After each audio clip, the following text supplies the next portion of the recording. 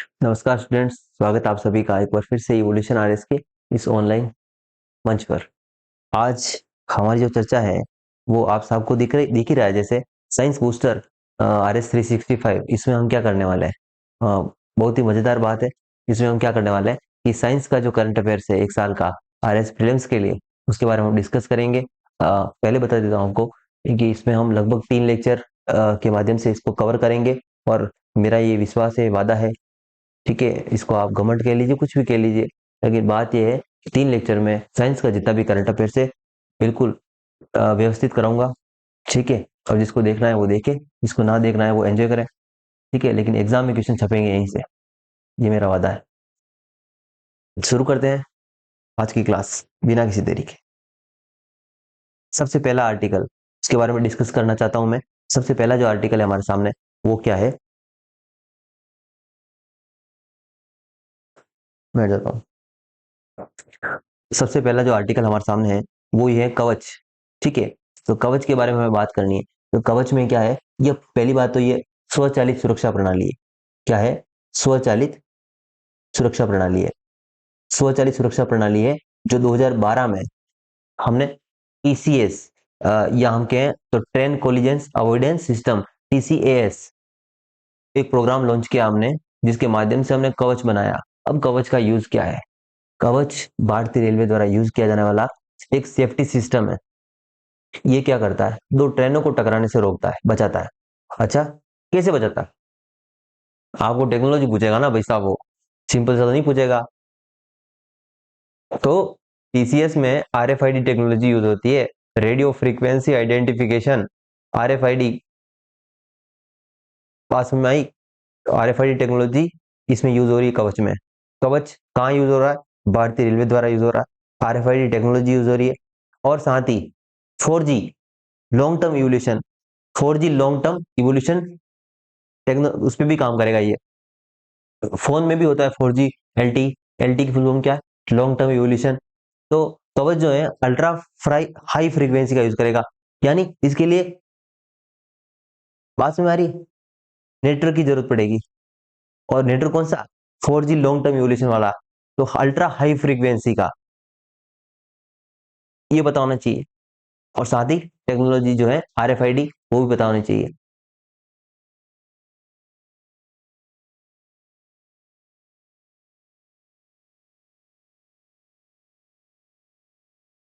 कवच में क्या है कि रेडियो कम्युनिकेशन होता है। दो ट्रेन में RFID रीडर होते हैं, और ये रीडर के माध्यम से सेंसर लगे होते हैं ट्रेन में, तो वो क्या करता है? ब्रेक को लगा देता है, ताकि जो ट्रेन में कोलिजन या टकराव उसको हम रोक सकते हैं, ताकि जो बहुत सारे एक्सीडेंट होते हैं रेलवे में, तो वो मिनिमाइज हो जाए, कम हो जाए, ठीक है। तो कवच का यही पर्पज है। तो आपको समझ में आ गया होगा कवच क्या है। पूछेगा तो बता देंगे आप, ठीक है। Ultra high frequency 4G long term evolution पर काम करता है। RFID टेक्नोलॉजी भी इसमें यूज होती है, तो ये आपको पता ही है। नेक्स्ट में अगर बात करूं तो योटा D1 क्या है? उत्तर भारत का पहला हाइपर स्केल डेटा सेंटर है। हाइपर स्केल क्या होता है? हाइपर स्केल मतलब अधिक मात्रा में, उच्च मात्रा में। उच्च मात्रा में डाटा को स्टोर करना है तो हमारे पास सेंटर होना चाहिए। उसके लिए ग्रेटर नोएडा उत्तर प्रदेश में हमने योटा D1 सेंटर की स्थापना की। आपसे डायरेक्ट पूछेगा योटा D1 क्या है? उत्तर भारत में, भारत का पहला, उत्तर भारत में, सॉरी, उत्तर भारत में जो पहला, उत्तर भारत का ये पहला है हाइपर डेटा सेंटर है, हाइपर स्केल डेटा सेंटर है। कहाँ पे है ये पूछेगा, पूछेगा, पूछेगा नहीं वैसे, उत्तर प्रदेश में है, ध्यान रख लेना इसको भी। नेक्स्ट में बात करूं, नेक्स्ट में अगर बात करूं तो मिस्ट, मिस्ट के बारे में मैं बात करूं। मिस्ट क्या है? ठीक है, मिस्ट क्या है? तो मिस्ट के बारे में भी अगर बात करें हम, तो मिस्ट जो है वो एक लगभग इग्यासी इग्यासी हम कह सकते हैं 8,100 किलोमीटर लंबा समुद्री, समुद्र के अंदर हम संचार का नेटवर्क स्टेब्लिश कर रहे हैं, ठीक है। यानी हम एक केबल डाल रहे हैं संचार की सी के अंदर, ठीक है। तो ये जो प्रोजेक्ट है उसको हम बोल रहे हैं मिस्ट। और यहाँ पे मिस्ट में, यहाँ पे जो है, ये देखो, म्यांमार, थाईलैंड, मलेशिया, सिंगापुर, ऐसे देश, ये सब जो मध्य एशिया की कंट्रीज हैं या एशियन कंट्रीज हम कह सकते हैं इनको, ये कंट्रीज इसमें इंक्लूड है। इनको संचार की कनेक्टिविटी प्रोवाइड करवानी है, तो भारत में इसमें इंक्लूड है। ठीक है, तो मिस्ट जो है इसका मेन पर्पस क्या है? दूरसंचार सुविधा प्रदान करना। कितने देश शामिल है इसमें? Bharat, Myanmar, Thailand, Malaysia, Singapore जैसे देश इसमें शामिल है। समुद्र के नीचे से एक लाइन गुजारेगी, ठीक है, ताकि दूरसंचार में हम क्या ला सके? ज्यादा प्रभावशीलता ला सके, तो ज्यादा इफेक्टिव बना सके, ठीक है, आपस में कम्युनिकेशन को बढ़ा सके। ये सारी चीजें इसके माध्यम से संभव होगी। तो ज्यादा इन द सेंस इंपॉर्टेंट नहीं है, लेकिन आपसे अगर पूछ लेगा मिस्ट तो कंफ्यूजन हो सकता है। तो मिस्ट में मलेशिया है, मलेशिया है, सॉरी, मलेशिया है, इंडिया है, थाईलैंड है और सिंगापुर है। तो मिस्ट के बारे में आपको फुल फॉर्म पता होनी चाहिए। ठीक है,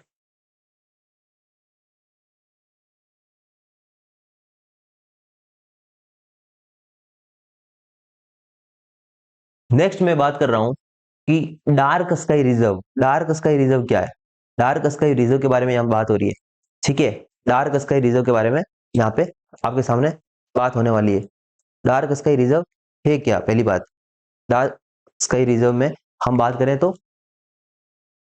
जो डार्क स्काई रिजर्व है वो ऐसी चीज है, डार्क स्काई रिजर्व, जहां कृत्रिम प्रकाश यानी आर्टिफिशियल जो लाइट्स होती है वो बहुत ही कम हो या मिनिमम हो या जीरो हो, उसको हम डार्क स्काई रिजर्व के रूप में घोषित करते हैं। भारत में अभी तक ऐसा कोई क्षेत्र नहीं था जो डार्क स्काई रिजर्व के रूप में घोषित हो। ठीक है, लेकिन हाल ही में लद्दाख में चांगथांग वन्यजीव अभयारण्य जो है उसे डार्क स्काई रिजर्व के रूप में हमने घोषित किया। क्या किया?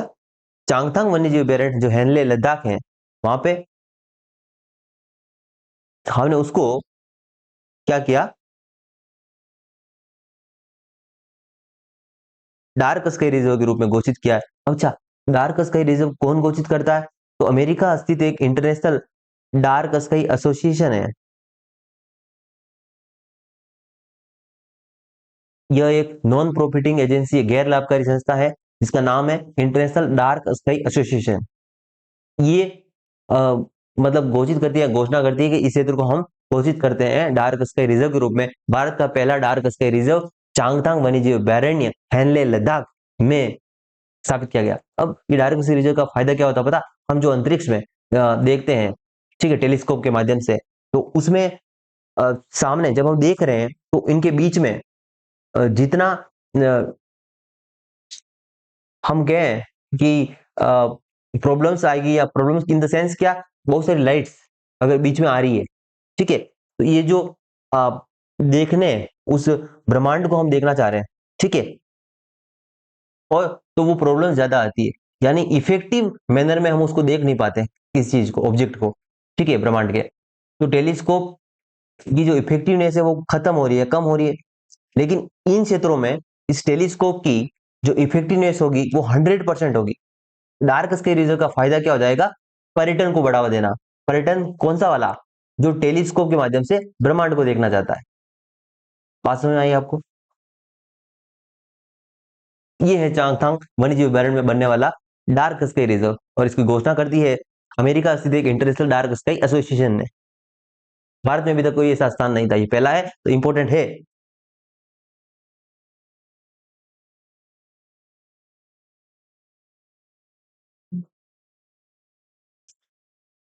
नेक्स्ट हम बात करें क्लिक रसायन टेक्नोलॉजी। क्लिक रसायन टेक्नोलॉजी के लिए वर्ष 2022 का नोबेल पुरस्कार किसे मिला है, ये भी हमें पता होना चाहिए। ठीक है, तो क्लिक रसायन टेक्नोलॉजी पहली बात है क्या, वो पता होना चाहिए।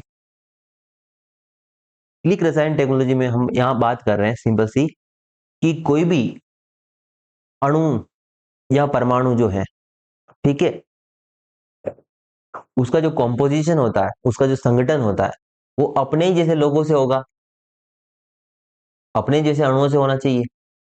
ठीक है, तो इस चीज की बात जो है वो क्लिक केमिस्ट्री के माध्यम से स्टेब्लिश की गई या खोज की गई। ठीक है, तो ये है क्लिक केमिस्ट्री। ज्यादा जानना नहीं है हमें यहाँ पे, क्लिक रसायन के बारे में, लेकिन हमें तो बस ये ध्यान रखना क्लिक जो 2022 का नोबेल मिला है रसायन में, वो क्लिक रसायन की टेक्नोलॉजी के लिए मिला है। और किसे मिला है तो वो देख लेते हैं। यहाँ पे यहाँ पे जो आपके सामने नाम है, आर बर्टोजी, मोर्टन मेल्डन और के बेरी शार्पलेस।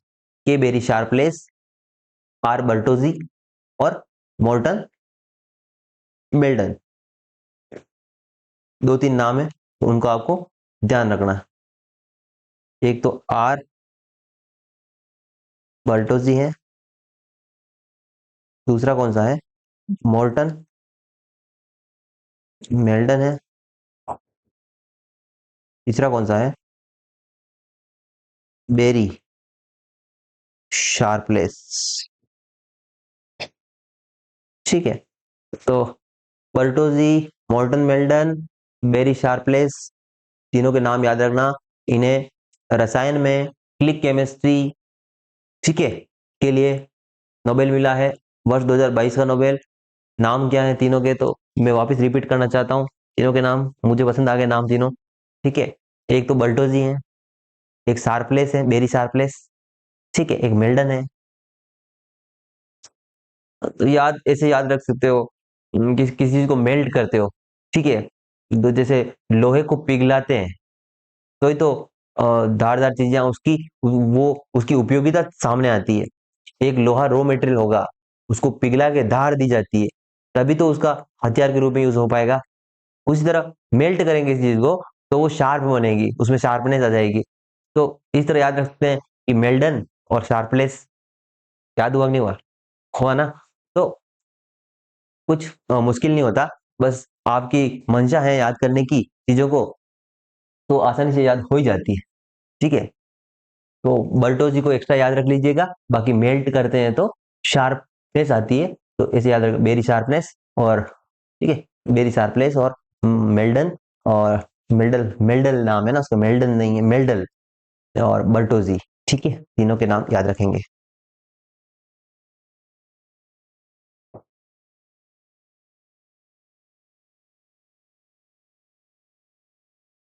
नेक्स्ट है युवा गणितज्ञ को रामानुजन पुरस्कार। युवा गणितज्ञ को रामानुजन पुरस्कार दिया गया है, वर्ष 2021 का रामानुजन पुरस्कार है। ये रामानुजन पुरस्कार जो है युवा गणितज्ञ जो 45 वर्ष से कम के होते हैं उनको दिया जाता है।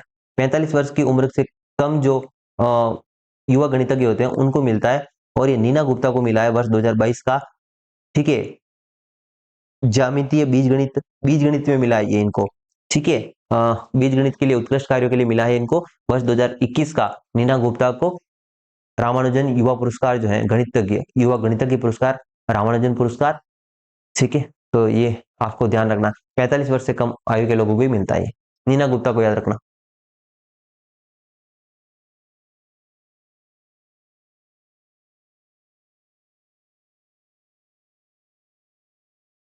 नेक्स्ट जो हमारे सामने है, भौतिक विज्ञान का नोबेल पुरस्कार। रसायन विज्ञान का हमने देख लिया, मुझे तो दो नाम याद हुए, मुझे पहला नाम याद नहीं है बेटा, मुझे पहला नाम याद नहीं है। आपको याद होगा, बल्टोजी, बल्टोजी तो था, पहला नाम क्या था, यस, बल्टोजी था। लेकिन मुझे दूसरा नाम और तीसरा नाम याद हो गया। मैंने ही बताया था आपको कि लोहे को पिघलाते हो तभी तो हथियार के रूप में काम आएगा, वो उसकी उपयोगिता आ जाएगी, यूटिलिटी आ जाएगी उसमें। यूटिलिटी तब तक नहीं होगी जब तक वो धातु रॉ मटेरियल में होगा। रॉ मटेरियल से वो क्या हो जाएगा, जब शार्प शार्पनेस आएगी उनमें, शार्पलेस, शार्पनेस कब आएगी, जब उसको पिघलाओगे। तो मैंने बताया था मेल्डल, मेल्डल मेल्ट करोगे तो शार्पनेस आएगी, तो शार्पलेस, शार्पलेस, मेल्डल, शार्पलेस, ऐसे याद रखना। और बल्टोजी पहला था रसायन विज्ञान में, क्लिक केमिस्ट्री के लिए उनको मिला था नोबेल। अब हम पढ़ने चाहते हैं कि भौतिकी में किसको मिला। भौतिकी में नोबेल पुरस्कार 2022 का जो मिला है वो एस्पेक्ट को मिला, Alain Aspect, John F Clauser, क्या नाम याद नहीं होते, ये नाम इतने डिफिकल्ट, पता नहीं अंग्रेज हैं ये क्या नाम रखते हैं, इनका नाम भी हमारे जैसा होना चाहिए, सामान्य नाम, लालू राम, ठीक है, केवल राम, ठीक है, ऐसे नाम होने चाहिए, सिंपल सिंपल नाम होने चाहिए, आराम से याद हो जाए यार, बच्चों को परेशान करते हैं हमें फालतू में। कोई ना, याद कर लेंगे हम तो कैसे भी याद करेंगे, याद कर लेंगे बेटा। अच्छा, देखो, पहली बात ध्यान रखनी है, क्वांटम यांत्रिकी के लिए मिला है इनको, क्वांटम फिजिक्स आपने पढ़ी है, ठीक है। तो क्वांटम मैकेनिक्स के लिए इन्हें अवार्ड मिला है, नोबेल मिला है वर्ष 2022 का। भौतिकी में क्वांटम मैकेनिक्स के मिला है, और रसायन में किसके लिए मिला है, क्लिक केमिस्ट्री के लिए मिला है। तीन लोग क्लिक केमिस्ट्री के लिए कौन कौन से हैं, तो कौन से हैं, बर्टोजी, दूसरा कौन सा है, मेल्डल, और मेल्ट करोगे तो क्या बनेगा, शार्प आएगी, तो शार्पलेस। तीन लोग फिजिक्स में, कण भौतिकी के लिए तीन लोग, Alain Aspect, John F Clauser, Alain Aspect, John F Clauser, Anton Zeilinger, Anton Zeilinger, ठीक है। तो ये तीन लोग हैं। अब मुझे बताओ,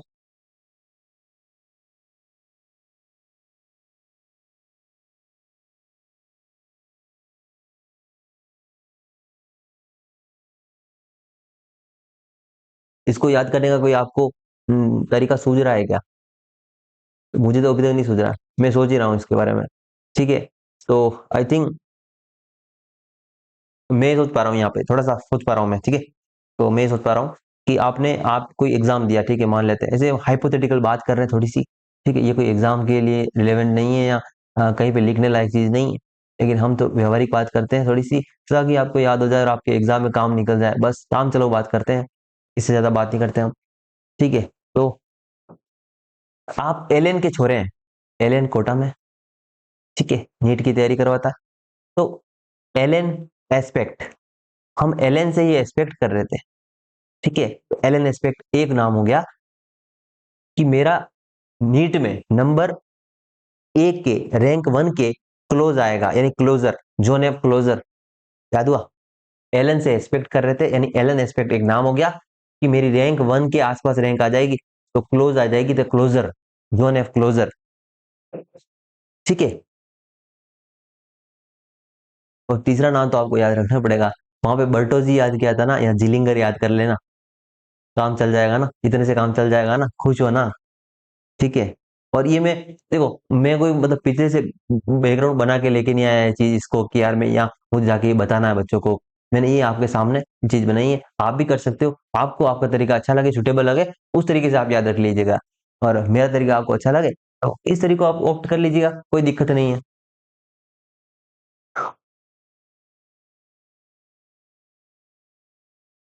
वेस्ट पर्ल क्या है, वेस्ट पर्ल क्या है, वेस्ट पर्ल में यहाँ पे देखिए,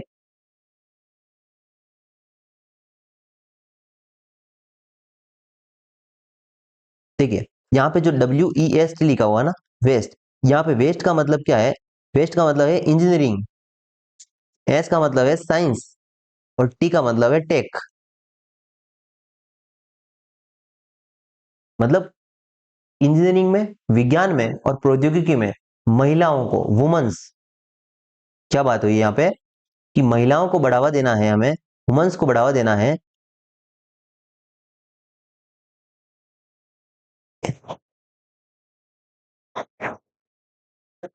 तकनीक में, विज्ञान में और इंजीनियरिंग क्षेत्र में, वुमेन्स को बढ़ावा देना है इंजीनियरिंग में, विज्ञान में और तकनीकी में, उसी के लिए हमने वेस्ट पर्ल शुरू किए। वेस्ट पर्ल का मुख्य पर्पज ही क्या है, कि जो महिलाएं हैं हमारे भारत की, उनको भी विज्ञान और तकनीकी क्षेत्र में बढ़ावा देना है, ठीक है। तो बात समझ में आ गई होगी आपको, ठीक है, आई होप बात समझ में आपको आ गई होगी।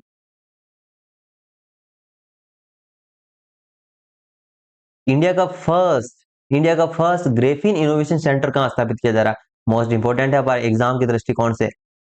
इंडिया का फर्स्ट जो ग्रेफीन इनोवेशन सेंटर है, वो हम केरल के त्रिशूर जिले में स्थापित कर रहे हैं, केरल के त्रिशूर जिले में हम इंडिया का फर्स्ट ग्रेफीन इनोवेशन सेंटर स्थापित कर रहे हैं। ग्रेफीन जो होती है एक षटकोणीय जालीनुमा संरचना होती है, और ये षटकोणीय जालीनुमा संरचना होती है, लेकिन उसके अन्य गुण भी हैं, फ्लेक्सिबल बहुत ज्यादा होती है, ये फ्लेक्सिबिलिटी जो होती है इसमें अच्छी होती है, और इसका यूज वर्तमान में हम चिकित्सा हो गया, स्वास्थ्य हो गया, हमारे घर के जो इक्विपमेंट हो गया, टीवी हो गया, ठीक है, रिमोट हो गया, बहुत सारी चीजों में हम यूज कर सकते हैं इसको। लॉन्ग टर्म होता है, एक तो जंग के प्रतिरोधी होता है, जंग भी नहीं लगता है इस पे, तो बहुत सारी चीजों में इसका डेवलपमेंट होगा, लेकिन अभी कॉस्ट इफेक्टिव नहीं है, यानी ये महंगी चीज है थोड़ी सी, ठीक है, तो वो आम जनता के लिए भी सुटेबल नहीं हो पा रही है, लेकिन इन फ्यूचर तो हो ही जाएगी। तो हम उस समय यूज करेंगे। तो ग्रेफीन के बारे में हमें इतना ध्यान रखना है कि ग्रेफीन इनोवेशन सेंटर हम खोल रहे हैं केरल के त्रिशूर जिले में। ग्रेफीन जो होता है वह षटकोणीय जालीनुमा संरचना होती है, ठीक है, और एक लचीला पदार्थ होता है, पारदर्शी होता है और लचीला होता है, ठीक है। फ्लेक्सिबिलिटी बहुत अच्छी होती है, जिसकी फ्लेक्सिबिलिटी ज्यादा होती है। हम बोलते हैं ना एथलेटिक जो होता है हमारा, जो धावक होता है दौड़ता है, तो उसमें अगर फ्लेक्सिबिलिटी ज्यादा होगी उसकी परफॉर्मेंस अच्छी होगी, ठीक है। और एक जिसकी फ्लेक्सिबिलिटी अच्छी नहीं होगी वो टांग तोड़ देगा दौड़ दौड़ आधे रास्ते। तो अच्छा कौन है जिसमें फ्लेक्सिबिलिटी ज्यादा है? तो ऐसे ही कुछ ग्रेफिन होता है, तो मैं एग्जांपल सेट कर रहा हूँ ऐसे। तो उसके कोई आपको चिंता की बात नहीं, समझ में आना चाहिए आपको। तो ग्रेफिन का यूज जो है हम बढ़ाने के लिए एक इनोवेशन सेंटर की स्थापना कर रहे हैं, वो त्रिशूर जिले में केरल में कर रहे हैं। इतनी बात पता होगी आपको, इतने से काम चल जाएगा, ठीक है आपका।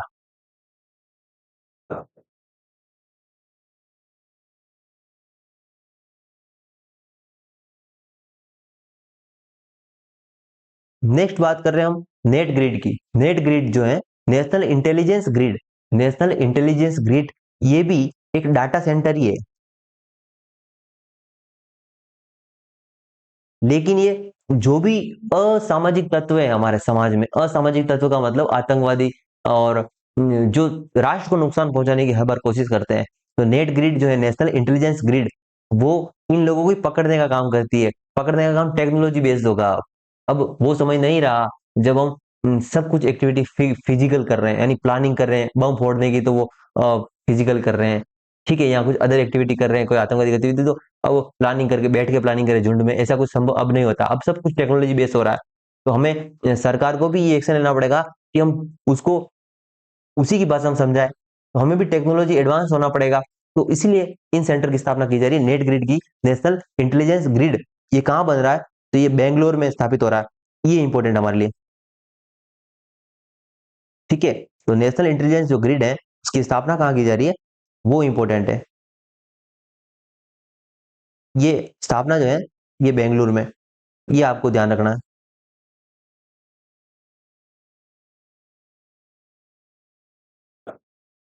पेगासस स्पाईवेयर, पेगासस स्पाईवेयर भाई साहब, जो भारत के मंत्री है ना, सांसद, अपने सांसद जो है उनकी हालत खराब कर दी इसने।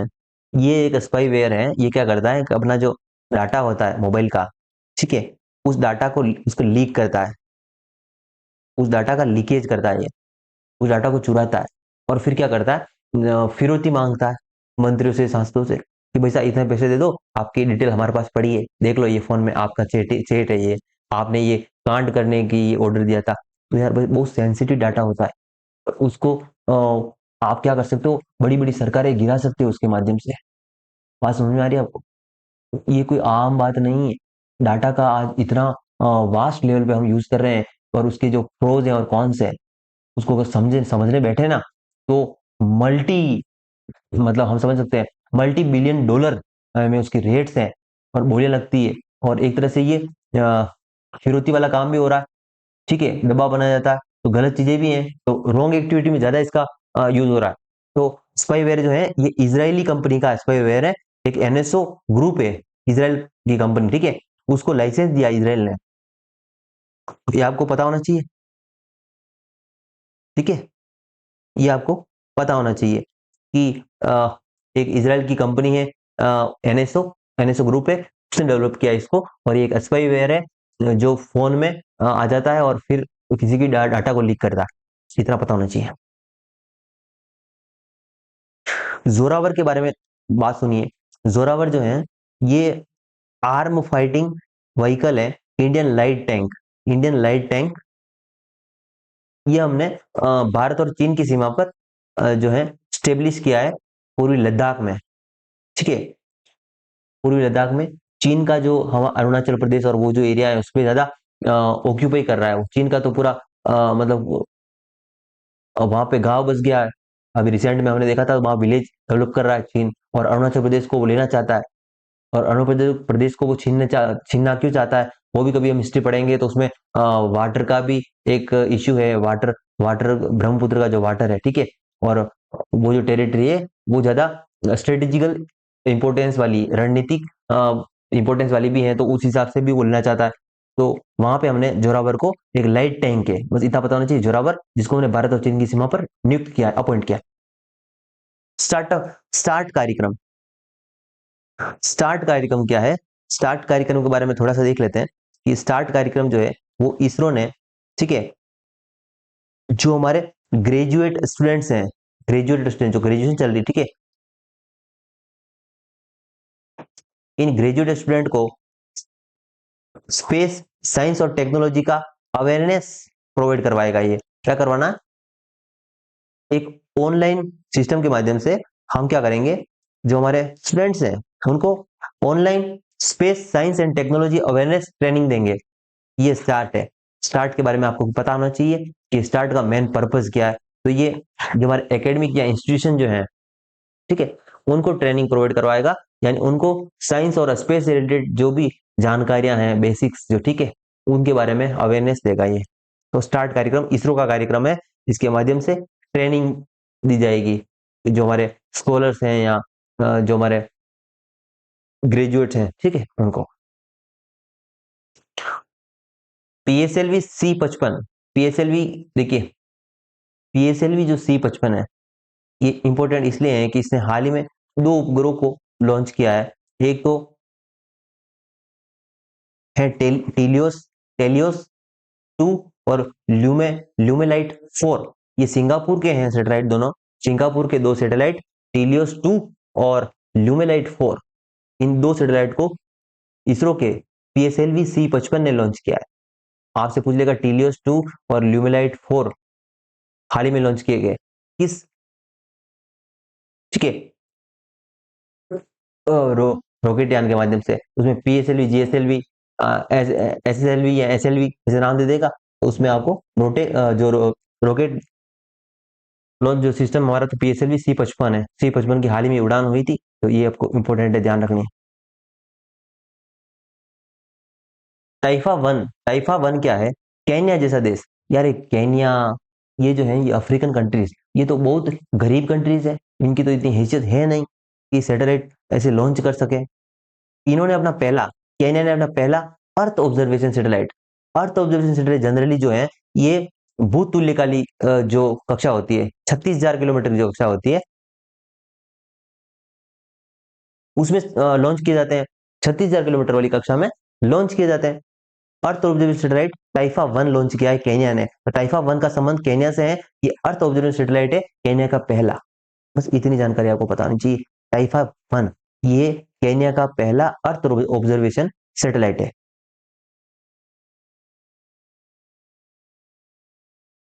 डीआरडीओ ने industry academia centre of excellence कहाँ पे शुरू किया है? डीआरडीओ का है आईआईटी हैदराबाद में। आईआईटी हैदराबाद में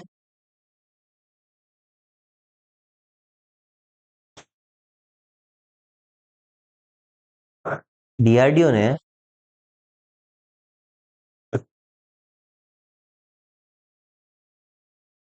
academic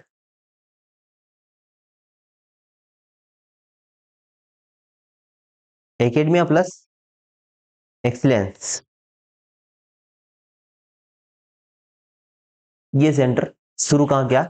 IIT Hyderabad. IIT Hyderabad में डीआरडीओ ने एकेडमिया और एक्सीलेंस सेंटर स्थापित किया है। तो industry academia centre of excellence, इसका मतलब सिंपल सा ये होता है कि यार वहां पे बच्चों को ट्रेनिंग भी मिल रही है और साथ में प्रैक्टिकल भी करवाया जा रहा है। इंडस्ट्री एकेडमिया ये होता है जहाँ पे आपको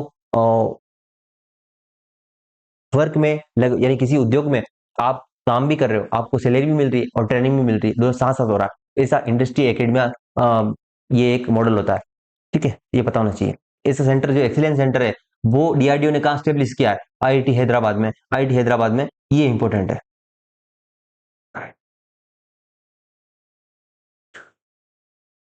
जूस मिशन के बारे में देखें तो बृहस्पति जो है, बृहस्पति बृहस्पति के चंद्रमाओं की स्टडी के लिए, बृहस्पति की चंद्रमाओं की स्टडी के लिए ये मिशन है, ठीक है। किसका मिशन है? तो यूरोपीय अंतरिक्ष एजेंसी का मिशन है जूस मिशन। तो जूस मिशन किसका है? ईयू का है।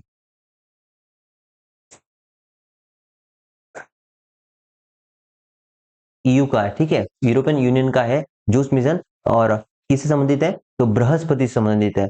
पूछ लेगा आपको तो ध्यान होना चाहिए। ठीक है,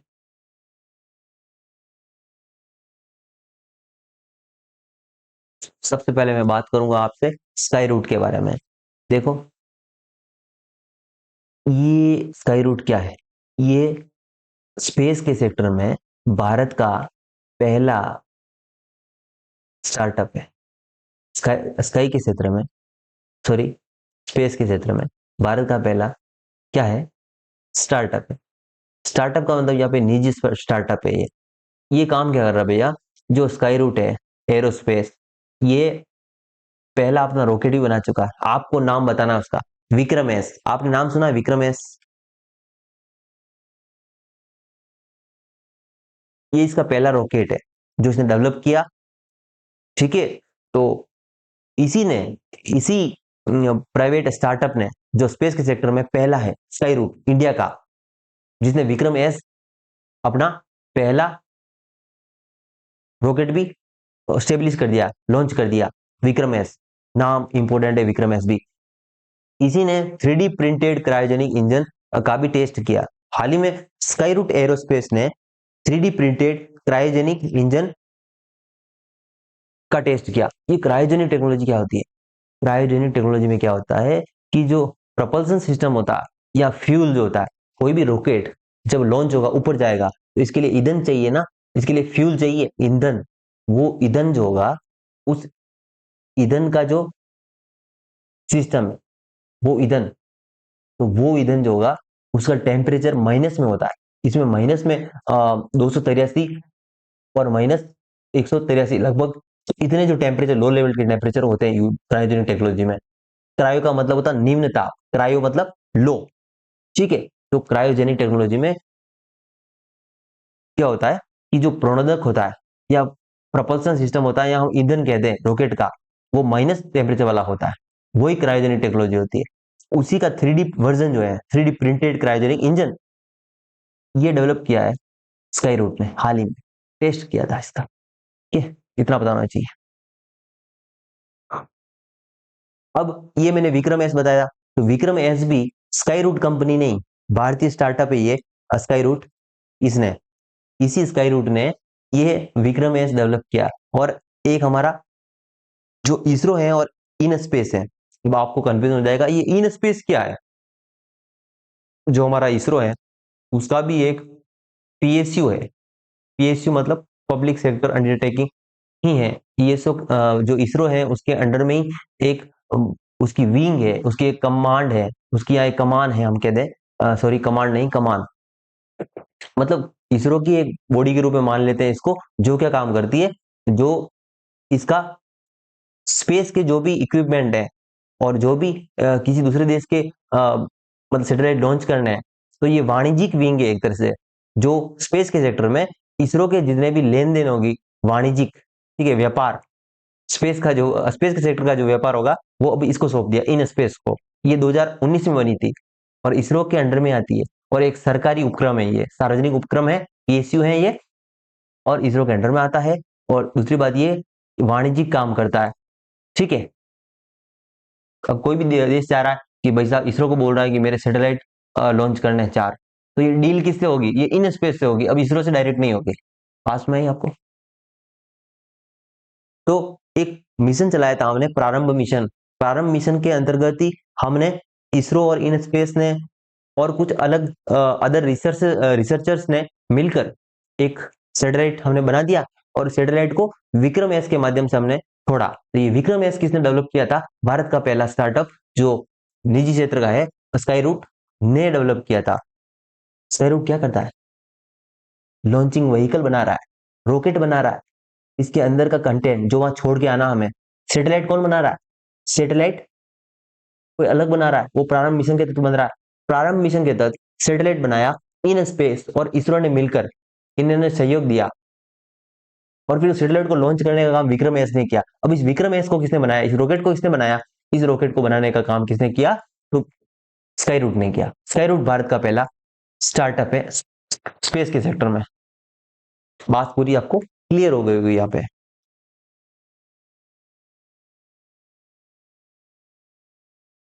नेक्स्ट मैं बात करूं तो आर्टेमिस 2 आपसे पूछ लेगा, आर्टेमिस जो मिशन है वो पूछेगा। आपको ध्यान रखना है कि एक तो भारत के जितने भी मिशन, एक अमेरिका के जितने भी मिशन, ठीक है, ये आपको पता ही होना चाहिए। और रशिया के भी मिशन, वो भी आपको पता होना चाहिए। रशिया की इंपोर्टेंस अब कम हो गई, अब तो आपको भारत और अमेरिका के मिशन तो पता ही होने चाहिए, 100% पता होने चाहिए। तो आर्टेमिस मिशन है वो मून मिशन है, पहली बात। ये किसके लिए है? मून के लिए है।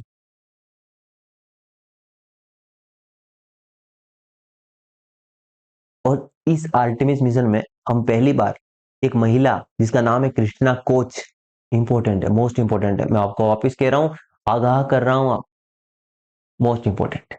कृष्णा कोच जा रही है इसमें, एकमात्र महिला। और एक अश्वेत अंतरिक्ष यात्री भी है इसमें, ठीक है, जिनका नाम है विक्टर ग्लोवर। दोनों के नाम इंपॉर्टेंट है। कृष्णा कोच ज्यादा इंपॉर्टेंट है, नाम कृष्णा कोच का, कृष्णा कोच का नाम ज्यादा इंपॉर्टेंट है, ठीक है। तो कृष्णा कोच के बारे में आप ध्यान रखेंगे, कृष्णा कोच और विक्टर ग्लोवर के बारे में, दोनों के नाम आप याद रखेंगे। उसके अलावा दो लोग और जा रहे हैं, जो रीड वाइसमैन है और जेरेमी हैंसन है, ये टीम जाएगी। अब ये वहां पे चंद्रमा पे उतरने का काम नहीं करेंगे, सिर्फ घूम के आ जाएंगे वहां पे। तो ये आर्टेमिस 2 मून मिशन है, चंद्रमा का मिशन है आर्टेमिस। तो इसके माध्यम से हम 4 लोग को अंतरिक्ष में यानी मून के लिए भेज रहे हैं, जो वहां पे राइड करके आएंगे। और इसमें एकमात्र महिला, इसका नाम क्या? Krishna coach, Krishna coach. दूसरा एक अश्वेत है विक्टर ग्लोवर, और दो लोग और है, वाइसमैन और जेरेमी हेंसन। आपको तो कृष्णा कोच का नाम याद रहेगा ना इधर, तो भी काम चल जाएगा आपका। अब चंद्रमा पर अभी तक का हमने जो रिसेंट का मानव मिशन किया है हमने, ठीक है, वहां पे लैंड कराया मानव को, तो वो अपोलो 17 था। अपोलो 17 1972 का मिशन है भाई साहब। 1972 से बाद कोई अंतरिक्ष चंद्रमा पे उतरा ही नहीं, अपोलो 17 ही था लास्ट, ठीक है। और पहली लैंडिंग कब हुई थी?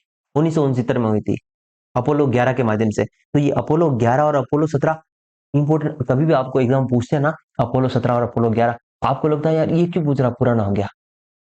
रिसेंट चंद्रमा पर लैंडिंग वाला मिशन है, 1972 में तो हुआ, लेकिन कोई चंद्रमा पे उतरने वाला बंदा, दिलदार बंदा जो चंद्रमा पर उतरा, वो लास्ट अपोलो 17 के माध्यम से उतरा 1972 में।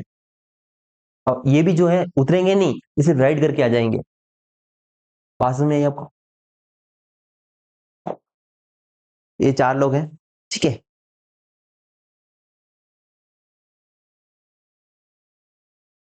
और अब भारत जो है, ठीक है, वो अंतरिक्ष क्षेत्र में, स्पेस के सेक्टर में स्टार्टअप को बढ़ावा देना चाहता है। एक स्टार्टअप तो हमने डेवलप कर ही लिया है, यानी हुआ है वो डेवलप, जिसका नाम स्काई रूट है, और जिसका पहला रॉकेट भी लॉन्च हुआ, विक्रम-S, ठीक है। और तो भारत इस स्टार्टअप को बढ़ावा देने के लिए अंतरिक्ष क्षेत्र में नई डिजाइन प्रयोगशाला स्थापित कर रहा है। और कहाँ कर रहा है? अहमदाबाद में कर रहा है। तो नई डिजाइन प्रयोगशाला इन स्टार्टअप, अहमदाबाद।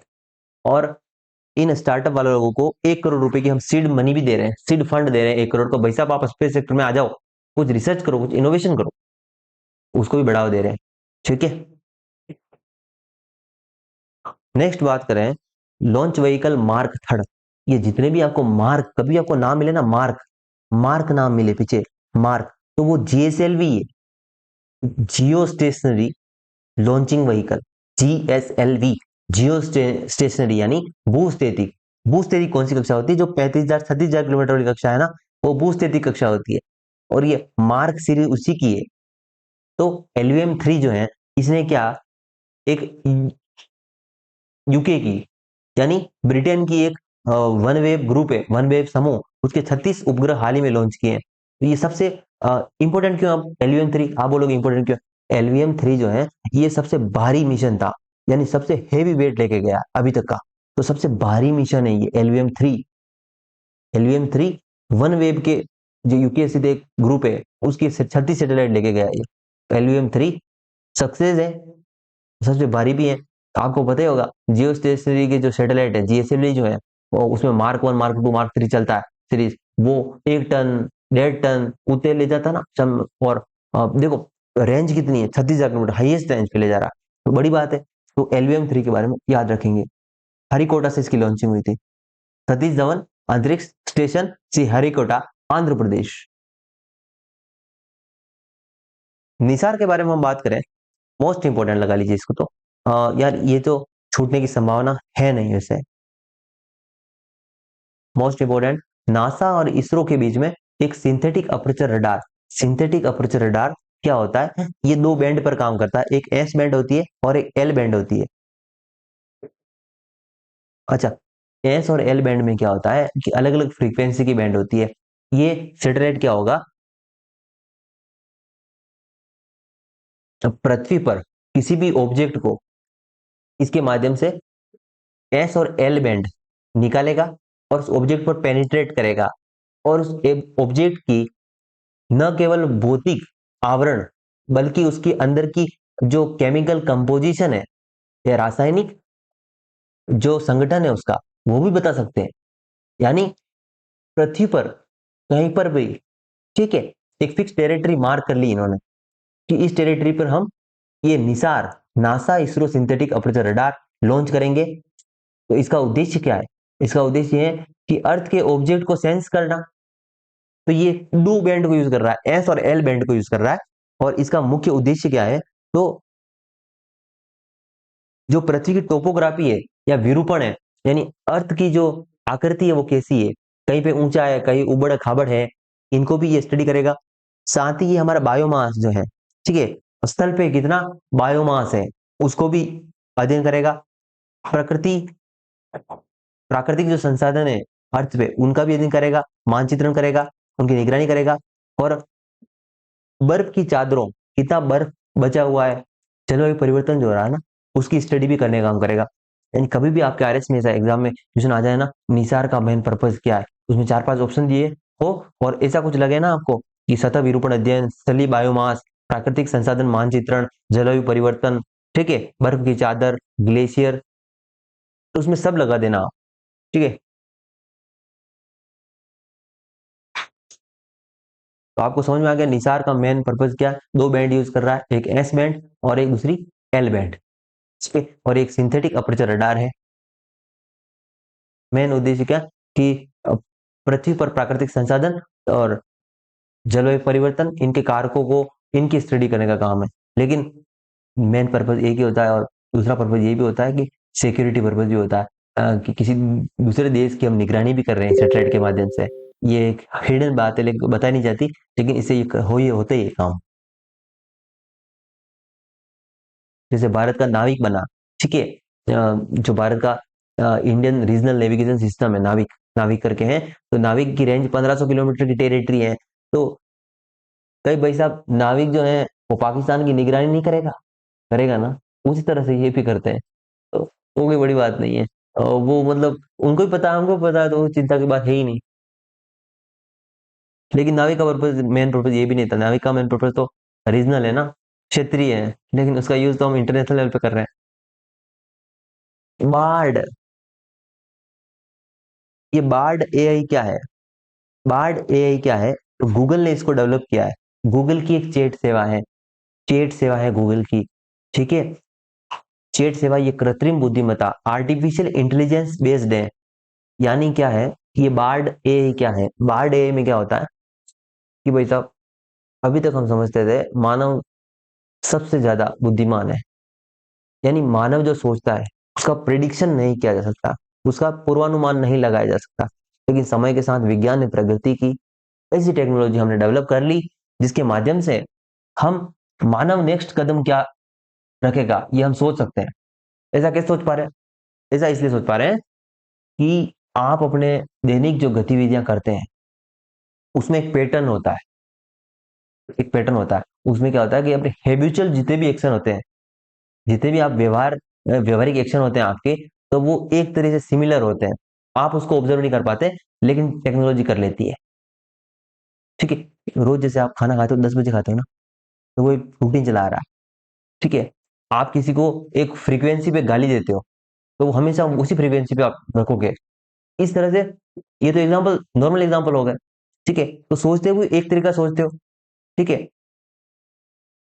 आपके आप जो वीडियो देखते हो, जैसे आप तारक मेहता का उल्टा चश्मा देखते हो, तो वो भी आपका ट्रेंड चला आ रहा है, वही देखना पसंद करते हो। यूट्यूब आपको क्या करता है, वही वापिस परोसता है सामने से कि भाई साहब देखना चाहते हो, आपने सर्च नहीं किया, अगली बार आपको अपने आप करेगा।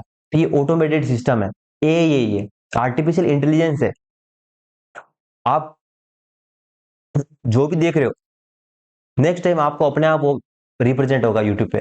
ऐसी कुछ चीजें ये भी है। तो बार्ड एआई में क्या हो रहा है, आर्टिफिशियल इंटेलिजेंस, यानी आपके लिए पूर्वानुमान लगाया जा रहा है, और वो सटीक भी है। 99% तो नहीं कह सकते उसको, लेकिन इस हद तक तो है ही कि 10% 20% गलत हो जाए, 80% सही जा रहा है, तो ठीक है। इसी तरह से गूगल ने इसको विकसित किया है, बार्ड एआई को, जो आर्टिफिशियल इंटेलिजेंस बेस्ड टेक्नोलॉजी है। अभी वर्तमान में चैट जीपीटी आया था, वो चर्चा में रहा था, यूपीएससी का प्रीलिम्स फेल हो गया चैट जीपीटी। उसी तरह से बार्ड एआई भी है। मेन पर्पस क्या है इसका, मेन पर्पस यही है कि हमारे जो भी सवाल है, ये एक ओपन आर्टिफिशियल इंटेलिजेंस सिस्टम है, ओपन एआई है चैटबॉट। ये क्या करते हैं कि हम कुछ भी क्वेश्चन पूछते हैं उसका जवाब दे देते हैं ये, बस इतनी बात समझिए। तो ये बार्ड किसका है, गूगल का है। चैट जीपीटी, बार्ड किसका, गूगल का है। चैट जीपीटी किसका है, ठीक है। चैट जीपीटी जो है एक ओपन एआई है। अब लैंग्वेज मॉडल यहाँ पे हम समझें तो बार्ड जो है वो गूगल का है, तो ये इंटरनेट डाटा का यूज करता है, और इंटरनेट का यूज करके ही अपन को अपनी इंफॉर्मेशन कलेक्ट कर रहा है। जबकि चैट जीपीटी जो है उसमें हमने डाटा फीड किया है, बहुत सारे वेबसाइट्स हैं या विकीपीडिया है, और विकीपीडिया नहीं मतलब विकीपीडिया इन द सेंस बहुत सारी ऐसी वेब है जो लोगों के डाटा इकट्ठा कर रही थी पिछले कुछ वर्षों से, उनसे डाटा खरीदा है इन्होंने चैट जीपीटी वालों ने, तो वो डाटा फीड किया यहाँ पे। लास्ट अपडेट इसका हुआ था वो 2021 को। ऐसी कुछ चीजें थी। तो चैट जीपीटी और बार्ड क्या है, तो एक एआई सिस्टम है, आर्टिफिशियल इंटेलिजेंस सिस्टम है, जो पूर्वानुमान लगा लेता है कि मानव नेक्स्ट कदम, नेक्स्ट बात, नेक्स्ट क्या करना चाहता है, कि उसकी मतलब हॉबीज क्या है, अपने व्यवहार के अनुकूल सब कुछ वो अपने आप करेगा। तो आपको पसंद आएगा कि अपने आप चीजें हो रही है, ठीक है। और आपके मन में जो भी दुविधा सवाल है उसका जवाब भी देता है। तो चैटबॉट और बार्ड, बार्ड गूगल का है, ठीक है, और चैट जीपीटी ओपन एआई है। पता होना चाहिए बस इतना सा, ठीक है। बार्ड के बारे में अपन को ध्यान रखना जनरली, बार्ड जो है वो गूगल ने अभी लॉन्च किया है। चैट जीपीटी क्या है, तो ओपन एआई है, आर्टिफिशियल इंटेलिजेंस बेस्ड टेक्नोलॉजी है। यूपीएससी का एग्जाम फेल कर गए भाई साहब चैट जीपीटी, मतलब कुछ कमी रही होगी। वो कमी यही थी कि 2021 में अपडेट हुआ था लास्ट में, और फिर 2022 का इसने एग्जाम दिया था, उसमें अपडेशन नहीं था, तो वो क्वेश्चन कर नहीं पाए। तो ये कुछ कारण थे, लेकिन ठीक है। अब यहाँ पे अगर एक्सेस की बात करें तो जो चैट जीपीटी है उसमें अनलिमिटेड एक्सेस दे रखा है, जबकि देखो बार्ड में लिमिटेड भी दे रखा है। ये भी प्रीमियम बेस्ड होंगे, पैसे लगेंगे, इसको भी देख लेंगे। जीपीटी का यहाँ पे अर्थ क्या है, चैट जीपीटी में जीपीटी का अर्थ क्या है, जेनरेटिव प्री ट्रेन ट्रांसफॉर्मर। क्या है जीपीटी का फुल फॉर्म जानना चाहिए, जेनरेटिव प्री ट्रेन ट्रांसफॉर्मर, ठीक है। H3N2 इन्फ्लुएंजा, देखिए आप इसको एक बार देखिए, H3N2 इन्फ्लुएंजा को।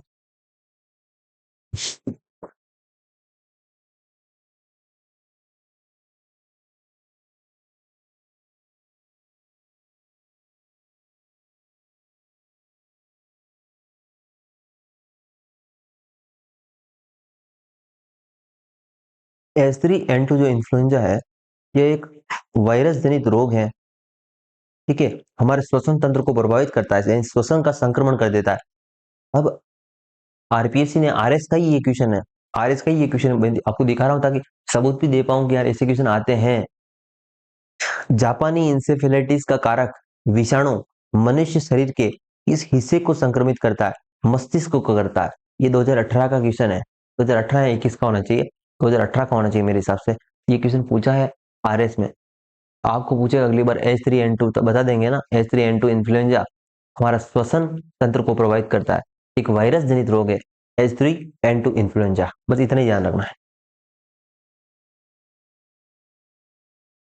लेक्सी क्या है, चैट जीपीटी जो है generated pre trend transformer chat GPT.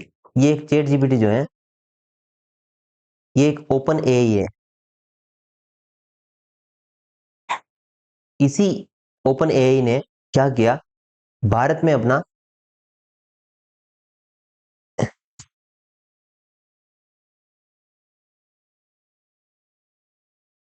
AI assistant launch किया, उसका नाम क्या है? उसका नाम है लेक्सी। लेक्सी क्या है? चैट जीपीटी का ही भारत के लिए एक आर्टिफिशियल इंटेलिजेंस सिस्टम है, कृत्रिम बुद्धिमत्ता आधारित एक सिस्टम है। ठीक है, ये आपको ध्यान होना चाहिए। नेक्स्ट, जानूस क्या है? जानूस क्या है? दुनिया का पहला क्लाउड बेस्ड प्रदर्शन उपग्रह है जानूस वन। दुनिया का पहला क्लाउड बेस्ड प्रदर्शन उपग्रह है Janus one. Janus one, New Space India Limited. New Space India Limited, अभी मैंने बात की थी। न्यू स्पेस इंडिया लिमिटेड एक वाणिज्यिक विंग है इसरो की। ठीक है, जो वाणिज्यिक लेन देन का काम करती है इसरो के अंडर में। तो ये जो है, इसने लॉन्च किया इसका मतलब अपने अपने ने बनाया है क्लाउड बेस्ड प्रदर्शन उपग्रह जानूस वन। याद रखना जानूस वन को, क्लाउड बेस्ड प्रदर्शन उपग्रह है। अब यहाँ पे बात भी कर रही है न्यू स्पेस इंडिया लिमिटेड की, तो ये केंद्रीय यानी पीएसयू है पहली बात तो। ठीक है, इसकी स्थापना 2019 में हुई थी। और department of space, DOS, DOS के अंडर में ये प्रशासनिक नियंत्रण में होता है। ठीक है, और ये एक वाणिज्यिक शाखा है इसरो की। इसका हेडक्वार्टर कहाँ है? तो बेंगलुरु में है। बस इतना ध्यान होना चाहिए। मिशन शुक्रयान के बारे में मैं बात करूं, मिशन शुक्रयान के बारे में, तो यहाँ पे जो शुक्र मिशन है हमारा, वो 2021 तक हमने पेंडिंग में डाल दिया, स्थगित कर दिया। तो ये पता होना चाहिए, मिशन शुक्रयान, इसरो का मिशन शुक्रयान 2021 तक वेटिंग में है अब। और इसी तरह से शुक्रयान के लिए वेरिटास और एनविजन, ये दो मिशन है। जो वेरिटास है वो अमेरिका का है, और यूरोप का है एनविजन। ये दो मिशन भी शुक्र के लिए अभी पेंडिंग में पड़े, जो 26-27 तक लॉन्च कर देंगे ये लोग। हम करेंगे 2021 में, 24 में करने वाले थे, पेंडिंग छोड़ दिया हम उसने। तो मिशन शुक्रयान इतना इंपॉर्टेंट नहीं है, देख लेना आपके हिसाब से, मैंने तो ऐसे डाल दिया इसको।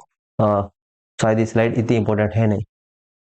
Sky air, sky air company ने भारत का पहला ड्रोन के लिए ट्रैफिक मैनेजमेंट सिस्टम, यानी जो हमारे ड्रोन है, ड्रोन टेक है, इस ड्रोन को भी हमने रेगुलेट करना है। इसको रेगुलेट करने के लिए हमने, हमारी जो स्काई एयर कंपनी है, स्काई एयर करके, उसने इसके लिए मैनेजमेंट सिस्टम बनाया है, ट्रैफिक मैनेजमेंट सिस्टम। ठीक है, तो ड्रोन को रेगुलेट करने के लिए स्काई एयर कंपनी ने एक मैनेजमेंट सिस्टम बनाया है,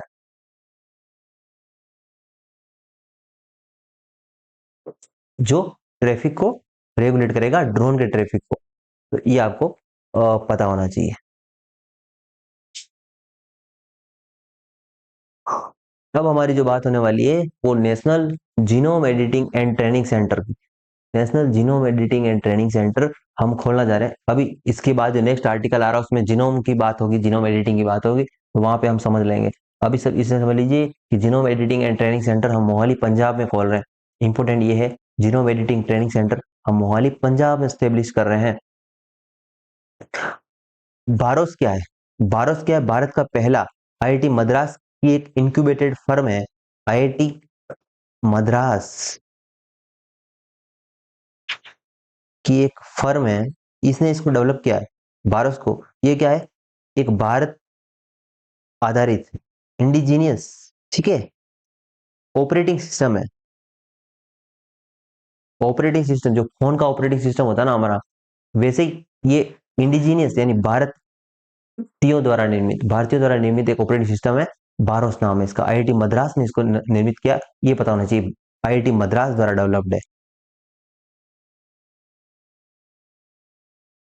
नोरो वायरस, अभी हमने H3N2 के बारे में देखा था, जो हमारा श्वसन तंत्र को संक्रमित कर रहा था। H3N2 श्वसन को संक्रमित कर रहा था। नोरो जो वायरस है वो आमाशय आधारित रोग, जो हमारा पेट बेस्ड जो रोग होते हैं, जिसमें डायरिया जैसी प्रॉब्लम होगी,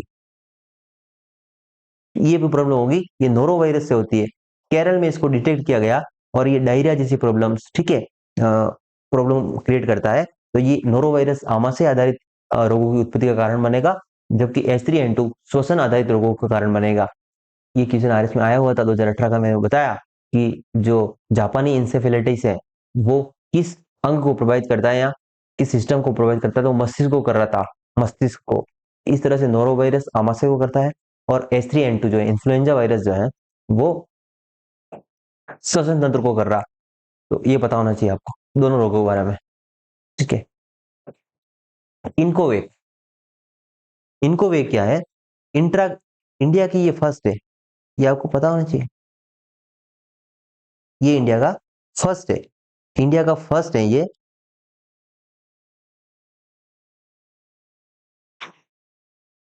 पहले क्या होता था, कोविड जब किसी को होता था टीका लगता था तो वो ज्यादा प्रॉब्लमेटिक होता था।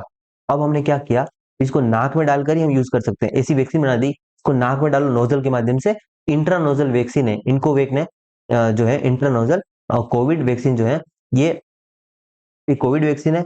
और इसको बनाने का काम किसका है, तो बायोटेक, भारत बायोटेक। ठीक है, दो तीन बातें यहाँ पे अगर आप देखना चाहें तो वो ये है कि जो इनकोवेक है इंट्रानोजल वैक्सीन है, यानी नाक में डाल के इसको यूज करते हैं। इनकोवेक एक इंट्रानोजल वैक्सीन है, इंट्रा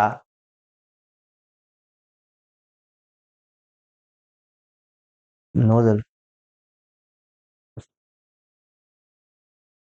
ये इंट्रानोजल वैक्सीन है। ठीक है, इसको नाक में डाल के यूज करते हैं, इसको बनाने का काम किसका है, तो भारत बायोटेक का है।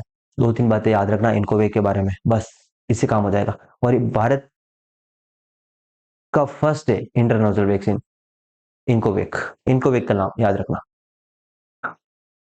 आदित्य L1 क्या है? आप भारत का पहला सूर्य का अध्ययन के लिए मिशन है आदित्य L1। यार ये L1 पीछे क्यों रखा इसने, और नाम क्यों नहीं रखा? लिग्रेंजे पॉइंट क्या होता है? ये L1 का मतलब होता है लिग्रेंजे पॉइंट। L1 जो होता है लिग्रेंजे पॉइंट होता है। लिग्रेंजे पॉइंट ऐसा होता है कि ये सैटेलाइट जहां पे भी स्टेब्लिश किया जाएगा वहां पे एक ऐसा बिंदु है जहां पे इस पे ग्रेविटी, यानी इस पे फोर्स, बाहरी कोई फोर्स जीरो हो जाएगा, यानी ये साम्य की अवस्था में चला जाएगा, यानी यहाँ पे स्टेब्लिश हो जाएगा, संतुलित हो जाएगा। L1 ऐसा पॉइंट होता है ब्रह्मांड में, L1 L2 L3 ऐसे पॉइंट होते हैं। L1 पॉइंट वो पॉइंट है जहां पे हम आदित्य मिशन को, जो सूर्य का मिशन है, ठीक है, सूर्य के लिए मिशन, उसको लॉन्च करेंगे तो वो वहां चला जाएगा, तो वहां से फिर हिलेगा नहीं, वहां एक शांत अवस्था में बैठ जाएगा, और ना तो कोई बाहर से कोई फोर्स लगेगा ताकि वो अपनी अपनी कक्षा से भटक सके। ठीक है, वो फोर्स जो लग रहे हैं बाहर वाले वो जीरो हो जाएंगे उस पॉइंट पे जाके। बस यही है L1। गगनयान के बारे में मैं बात करूं तो गगनयान जो है भारत का पहला human based space flight mission है, जिसमें मतलब इंसान जा रहा है।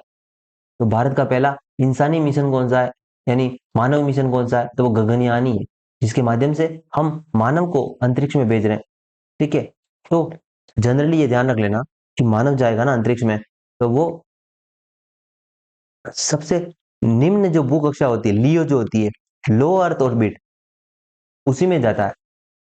ठीक है, हमारा जो इंटरनेशनल स्पेस स्टेशन है, आपको पता हो तो वो भी लियो में ही है। तो ये पृथ्वी की 300 से 400 किलोमीटर की हाइट पर मतलब मिशन है, उसकी हाइट पर जाएगा ये मिशन। तो एक महिला रोबोट भी बनाया व्योमित्र करके, आप ये तो बहुत चर्चा में रहा था, व्यो, व्योमित्र करके।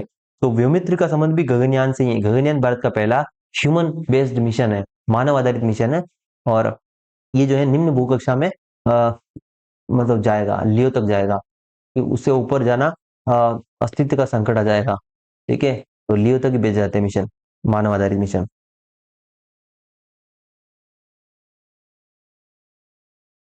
एक्सपोसेट, एक्सपोसेट जो है इसरो का, हम बात करें यहाँ पे, तो भारत ऐसा करने वाला अभी नासा के बाद में दूसरा देश बन जाएगा। ये मिशन क्या है, तो अंतरिक्ष में एक्सरे जो रेज हैं, एक्सरे किरणें जो है अंतरिक्ष की, अंतरिक्ष में जो एक्सरे रेज हैं उनका स्टडी करेगा ये। ठीक है,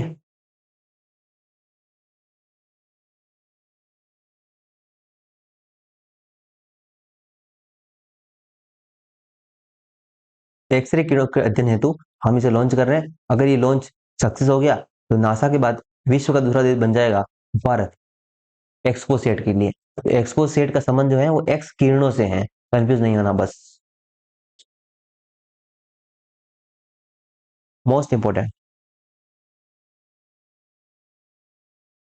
राइना बर्नावी, सऊदी अरेबिया की, ये सऊदी अरेबिया की पहली अंतरिक्ष यात्री बन गई है, महिला अंतरिक्ष यात्री सऊदी अरेबिया की पहली, राइना बरनावी, जो हाल ही में इंटरनेशनल स्पेस स्टेशन, ठीक है, इंटरनेशनल स्पेस स्टेशन,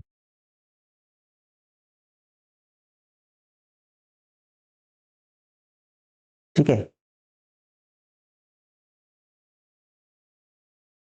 तो इंटरनेशनल स्पेस स्टेशन जो है वहां पे जाकर आई है। तो ये अभियान स्पेस एक्स के माध्यम से संचालित हुआ है। आपको पता होगा एलन मस्क का नाम आपने सुना होगा। तो मैं आपको थोड़ा सा बता देता हूँ यहाँ पे कि ये स्पेस एक्स जो है, ये स्पेस एक्स फाल्कन नाम के जो रॉकेट होते हैं वो लॉन्च कर दिए। फाल्कन जो सीरीज है, सीरीज जो है फाल्कन सीरीज करके हैं, ये सीरीज स्पेस एक्स की है। इसी के माध्यम से ये जाकर आई है सऊदी अरेबिया की राइना बरनावी, पहली महिला। mRNA वैक्सीन हब, mRNA मतलब मैसेंजर आरएनए। शरीर में जितनी भी हमारी गतिविधियां हो रही है, या डीएनए को जो इन्फॉर्मेशन प्रोवाइड हो रही है ताकि वो डीएनए काम करे, वो सारी mRNA करता है, मैसेंजर आरएनए। तो mRNA वैक्सीन हब हम कहाँ डेवलप कर रहे हैं?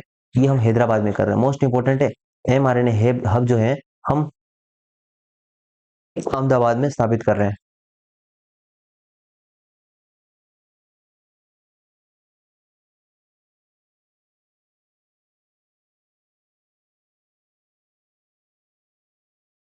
ये हमारे काम की चीज आ गई जीनोम इंडिया प्रोजेक्ट 2020 का।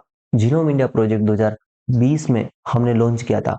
मुझे आपको यहाँ पे बैकग्राउंड बताना है, वो ये है कि एक ह्यूमन जीनोम प्रोजेक्ट एचजीपी, ये 1990 में शुरू हुआ था, 2003 में खत्म हुआ। ये एक यूएसए का प्रोग्राम था। इसके माध्यम से हमने क्या किया? ह्यूमन जीनोम प्रोजेक्ट के माध्यम से वैश्विक स्तर का यानी अंतरराष्ट्रीय स्तर का पहला project genome project, human human genome project 2003 तक चला, 1990 से। ये यूएसए का था, अंतरराष्ट्रीय स्तर का था, इसमें और भी कंट्रीज का सहयोग था, यूएसए का ही नहीं था खाली, ठीक है। इसका यूज क्या था, यूज केस क्या होता है इसका, मतलब क्यों कर रहे हैं ये मिशन, बताते हैं आपको क्यों कर रहे हैं। इसका यूज ये है कि कोई भी इंसान, ठीक है, बीमार होता है तो उसके पीछे एक जीनोम होता है, यानी डीएनए, उसका छोटा भाग जीन। तो जीन में अगर आपके डिफेक्ट आता है या कोई मतलब गड़बड़ हो गई, देखो हमारे शरीर में एटीजीसी, आपने नाम सुना होगा ना, एटीजीसी, ये 4 प्रकार के न्यूक्लियोटाइड होते हैं, न्यूक्लियोटाइड। ये न्यूक्लियोटाइड का जो क्रम होता है, ये क्रम, अगर आपको कैंसर हो गया मान लिया, कैंसर में भी एक सीरीज चलेगी, तो एक जीन होगा एटीजीसी न्यूक्लियोटाइड वाला, ठीक है। वो सीरीज जो होगी, डीएनए की संरचना कैसी होती है? डबल हेलिक्स होती है। डबल हेलिक्स का मतलब ऐसी संरचना होती है। अब इसमें यहाँ पे एटीजीसी वाला होगा, ए टी जी और सी वाला, यानी ऐसा कुछ होगा, समझिए बात। यहाँ पे जैसे एटीजीसी वाला ऐसा कुछ होगा। अब ये मान लीजिए कैंसर का कारक है, ये जो मैंने सीरीज बनाई, ये एटीजीसी वाली न्यूक्लियोटाइड वाली, ये कैंसर की कारक है, ठीक है। तो यदि हम इस प्रकार पूरे शरीर में जितने भी हमारे न्यूक्लियोटाइड है एटीजीसी, उनकी सीरीज का पता कर लें, तो उसे क्या होगा? उसे ये होगा बेटा कि भविष्य में किसी व्यक्ति को रोग होने से बचाया जा सकता, ठीक है। पहले से हमें पता लगा लिया कि ये वाला जीन अगर आपके शरीर में दिखे तो वो कैंसर का कारण बन जाएगा, कैंसर का कारक होगा, तो उसी को हम कटिंग कर लेंगे। तो पहले से हमें जानकारी होगी तभी तो कटिंग कर पाएंगे। उसके लिए प्रोजेक्ट ह्यूमन जीनोम प्रोजेक्ट जो था, ताकि हम जीनोम के बारे में सब कुछ पता कर लें, सारे जीनोम की सीक्वेंसिंग कर लें। तो ह्यूमन जीनोम प्रोजेक्ट जो है, जीनोम की सीक्वेंसिंग सीक्वेंसिंग के लिए शुरू किया गया था 1990 में, 2003 तक चला था, अंतरराष्ट्रीय स्तर का प्रोग्राम था, जिसके माध्यम से हमने विश्व स्तर के बहुत सारे लोगों को शामिल किया और उनके जीनोम का हमने स्टडी किया और फिर एक कंप्यूटर में डाटा उसका रिकॉर्ड कर लिया। उसी बेस पे हमने भारत ने भी 2020 में बताते हैं आपको, 2020 में क्या किया, एक प्रोग्राम शुरू किया, जीनोम इंडिया प्रोजेक्ट, ठीक है। और जीनोम इंडिया प्रोजेक्ट के माध्यम से ही हमने क्या किया, जीनोम इंडिया प्रोजेक्ट के माध्यम से हमने यहाँ शुरू किया, तो उसमें ये था कि भाई साहब, पहली बात पता होनी चाहिए, जीनोम इंडिया जो प्रोजेक्ट है हमारा, जीनोम इंडिया प्रोजेक्ट, उसकी नोडल एजेंसी कौन सी है, department of biotechnology, ministry of science and technology, MST, ministry of science and technology के अंडर में आती है डिपार्टमेंट ऑफ बायोटेक्नोलॉजी। ये उसका मिशन था, ठीक है। और ये जो शुरू हुआ 2020 में, ये इंस्पायर किससे था, ह्यूमन जीनोम प्रोजेक्ट से, जो वैश्विक स्तर पर संचालित हो रहा था 2003 तक, उससे ये इंस्पायर था। इसका पर्पस क्या था, तो पर्पस ये था कि यार, हम जो मानव में जेनेटिक वेरिएशन है उसका पता लगा लें, ताकि भविष्य में रोगों से इंसानों को बचाया जा सके, बहुत सारी बीमारियों से बचाया जा सके, ठीक है। तो इसमें हमने लगभग यहाँ हम बात करें तो लगभग 10,000 लोगों को, हाँ 10,000 इंडियंस को हमने शामिल किया, कि 10,000 लोगों पर हमने स्टडी की इसमें, डिपार्टमेंट ऑफ साइंस टेक के अंडर में, sorry ministry of science tech के अंडर में हमने डिपार्टमेंट ऑफ बायोटेक्नोलॉजी ने मिशन शुरू किया है। एक बात बतानी चाहिए, genome India project department of biotechnology का है, डीबीटी का है।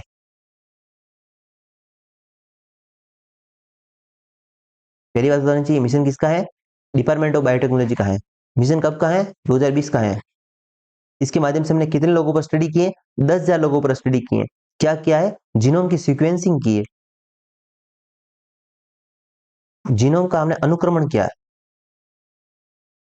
इससे फायदा क्या होगा, स्वास्थ्य संबंधी जो प्रॉब्लम्स है या रोग जो है, उनसे भविष्य में बच सकते हैं हम टारगेटेड,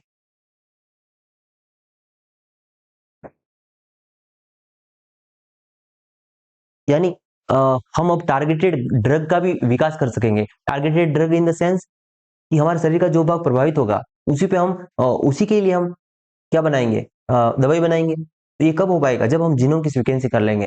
बात समझना है बात को, बस इतना ही समझेंगे आप, तो इससे काम हो जाएगा। तो genome India project department of biotechnology का है, 10,000 लोगों पर हमने स्टडी किया। इंस्पायर है ह्यूमन जीनोम प्रोजेक्ट से, 1990 से 2003 वाले प्रोजेक्ट से, ठीक है। 2020 का ये प्रोजेक्ट है, जिसके 10,000 लोगों को हमने पकड़ा और उनका जीनोम सिक्वेंसिंग किया, और ये इंडिया का प्रोग्राम है। इसी तरह से इंडिजन प्रोजेक्ट भी हमने चलाया। इंडिजन प्रोजेक्ट में हमने 1,008 भारतीयों को लिया। ये छोटे लेवल पे था, 2019 में शुरू किया गया था। इंडिजन पुराना है, 2019 का है, जिसमें हमने छोटे लेवल पे काम किया। 1,008, हमारी औकात इतनी थी कि 1,008 में कर सकते, इतना सिस्टम हमारे पास है नहीं। 1,008 का हमने 2019 में किया, फिर हम इंस्पायर और हुए, तो फिर हमने 10,000 लोगों को पकड़ा, और फिर किया हमने कौन सा, ठीक है, जीनोम इंडिया प्रोजेक्ट 2020। अब यहाँ पे थोड़ा सा पेच ये है कि जो पहला वाला जो था 2019 वाला, ये CSIR ने किया, centre for scientific and industrial research, CSIR। ये CSIR जो है, ये पुणे बेस्ड इंस्टीट्यूट है। इसने 2019 में जो हमारे 1,008 लोगों पर जो प्रयोग किया था, वो इंडिजन प्रोजेक्ट के अंतर्गत वो CSIR ने किया था। जबकि 2020 का जो 10,000 लोगों पर हुआ है, वो डिपार्टमेंट ऑफ बायोटेक्नोलॉजी के अंडर में हुआ है। ये दोनों बातें पता होनी चाहिए आपको। और मेन पर्पज क्या, तो ह्यूमन जीनोम की सिक्वेंसिंग करना, ताकि भविष्य में हम उनको रोगों से बचा सकें, टारगेटेड ड्रग दे सकें, ताकि उसके शरीर के अन्य भागों पर प्रभाव मिनिमाइज हो सके, तो लोगों की अपने आप उम्र बढ़ जाएगी।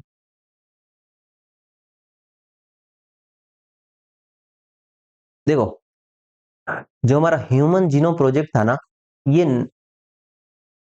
92% कंप्लीट हुआ था 2003 तक, लेकिन इसका 8% भाग छूट गया था। जो गुणसूत्र होता है, गुणसूत्र की संरचना ऐसे कुछ बनती है, अगर मान लें अपन, ये जो टेल्स होती है, इसकी पूंछ जो होती है, इस पूंछ की स्टडी बाकी थी। तो हमने टेलीमेयर टू टेलीमेयर, ये जो प्रोजेक्ट अभी वर्तमान में शुरू किया, जिसमें 8% भाग जो बचा हुआ था, उसकी सीक्वेंसिंग की है। ये वर्ल्ड लेवल का प्रोग्राम है, T2T, टेलीमेयर टू टेलीमेयर प्रोजेक्ट। ये कोई इंपॉर्टेंट है नहीं था।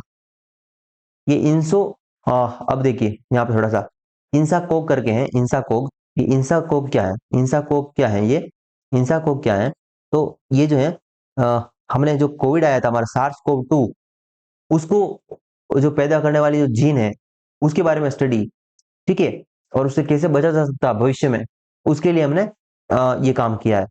इंसा कोक जो है ये एक जीनोम अनुक्रमण जो प्रयोगशाला है और उसकी एक एजेंसी के रूप में काम कर रहा है।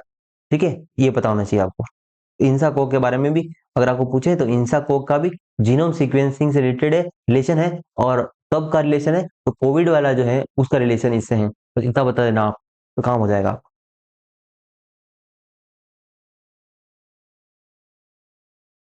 भारत का पहला कार्बन न्यूट्रल विलेज, भारत का पहला कार्बन न्यूट्रल विलेज जो है वो ठाणे जिले में खोला जा रहा, महाराष्ट्र में खोला जा रहा है। समझ लीजिए आप, महाराष्ट्र में ठाणे में खोला जा रहा, और उसका भिवंडी तालुका करके है, ठाणे जिले के भिवंडी, भिवंडी में भारत का पहला कार्बन न्यूट्रल विलेज।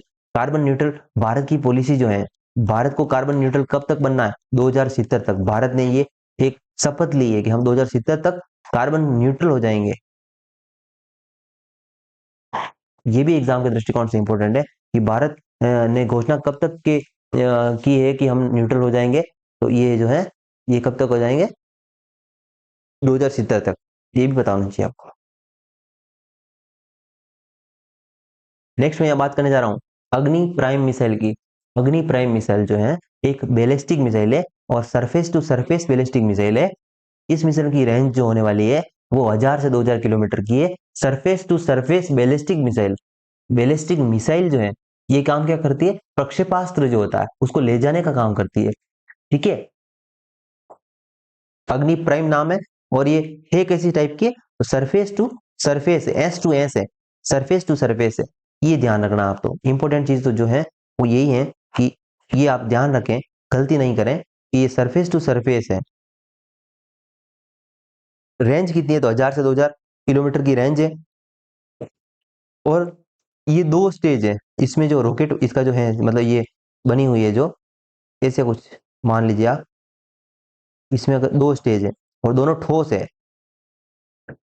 सही बनाता हूँ मैं आपके लिए चित्र, अच्छा बनाता हूँ मुझे, मैं आपको समझाना चाह रहा हूँ यहाँ पे। एक रॉकेट मान लीजिए ऐसा,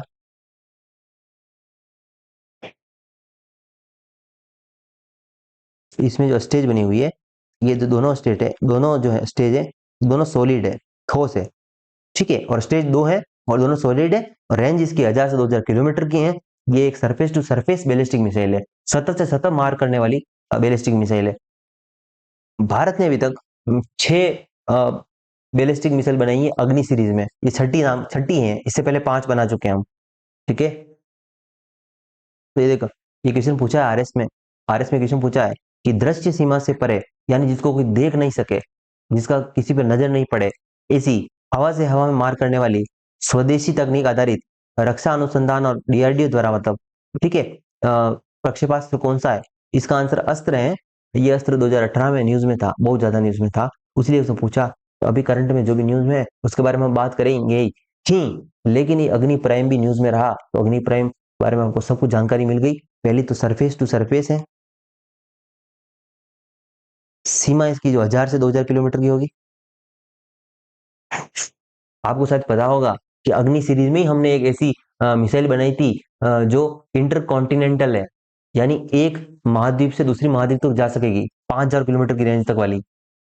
ठीक है, वो चाइना को डराने के लिए है, पाकिस्तान को डराने के लिए है बस।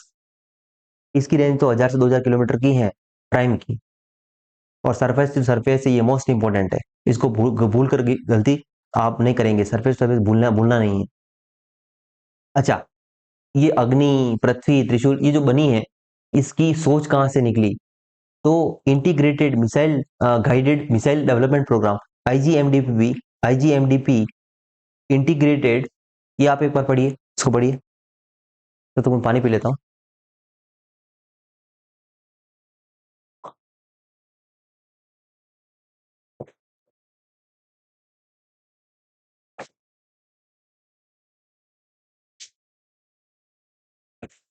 तो जो इसकी जो सोच है वो कहाँ से आई है, तो जो integrated guided missile development programme, ये 1983 में एक प्रोग्राम शुरू किया गया था भारत सरकार द्वारा।